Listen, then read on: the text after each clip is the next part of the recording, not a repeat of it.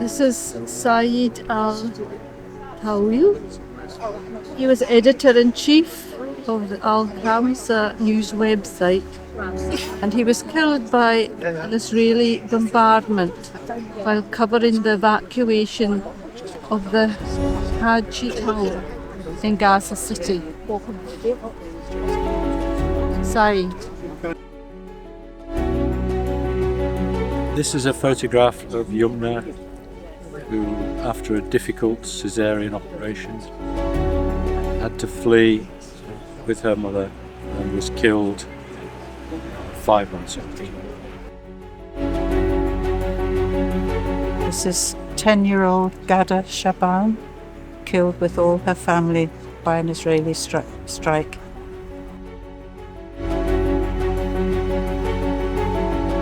MacLeod, the Scottish Labour and Cooperative Party candidate for Orkney. I'm here basically to show solidarity with the people who give up, time and make some sort of significant effort to come here and, express their concern about the situation in Palestine and in Gaza in particular.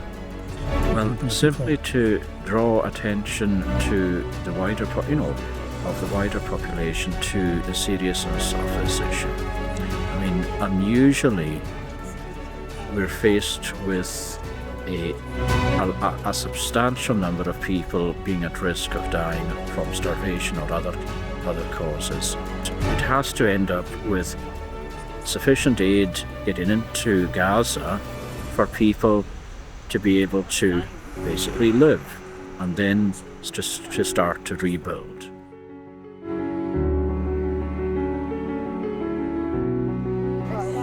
Hi everyone! Thank you so much for coming out today. For a change, we've got sunny weather, which is great to see. So, people might wonder, why are we still here? There's a ceasefire. Well, ever since we started these vigils 2 years ago, our aims have been a permanent ceasefire, the release of all hostages, and that means Israelis and Palestinian, the entry of unrestricted humanitarian aid to Gaza, and a just peace for all. So sadly, I think we can say that none of those objectives have actually been met yet. So we are still here, we are still meeting, we are still standing up, saying that we need more than just no bombs falling. Today, apparently, there's been another Palestinian killed in Gaza. Since the ceasefire, there have been probably about 7 or 10 that have been killed. So, people are still dying, not to mention the famine conditions that haven't been alleviated yet. And Israel is using aid, again, as a pressure point, not allowing what they've agreed in. So we are still going to be standing up and saying we need more than this. So we have our Gaza Faces posters again today, and it's making us remember a very small fraction of the people that have actually, not survived this genocide. And today, Fiona has a magnificent article in the Orkney News, and it features Dr. Hassam Abu Safia, who's a pediatrician and hospital director in Gaza.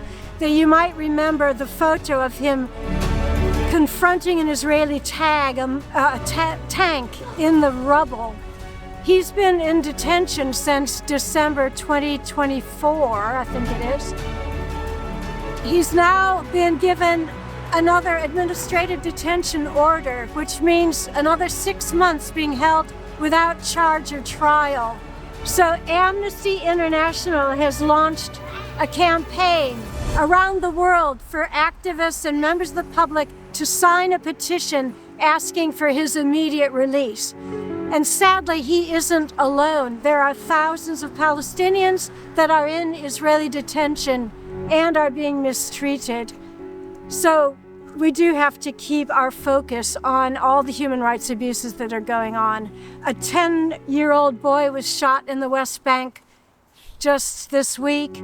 About 40 children have been killed in the West Bank since the beginning of the year.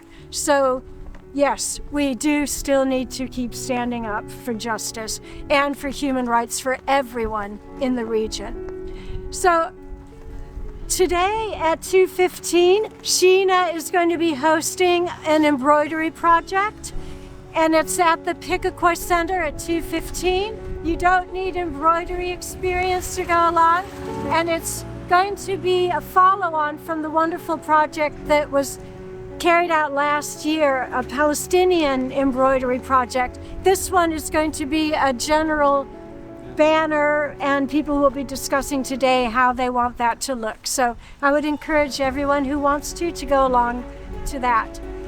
We welcome all of you here today, everyone who's been time after time, all the people who are here just for the first time, and we will be back again next week.